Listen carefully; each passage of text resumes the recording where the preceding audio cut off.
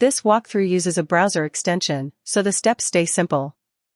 In this walkthrough, I'll show you how to download Wistia videos from Wistia using the Chrome extension method. Install or enable the downloader extension in Chrome. Navigate to the Wistia page with the Wistia videos. Start the video, then click the extension icon. When the media appears, choose the correct file and download it. The key is to let the extension scan after the video starts playing, then save the detected media file. Only download content you have permission to save, and follow the platform's rules.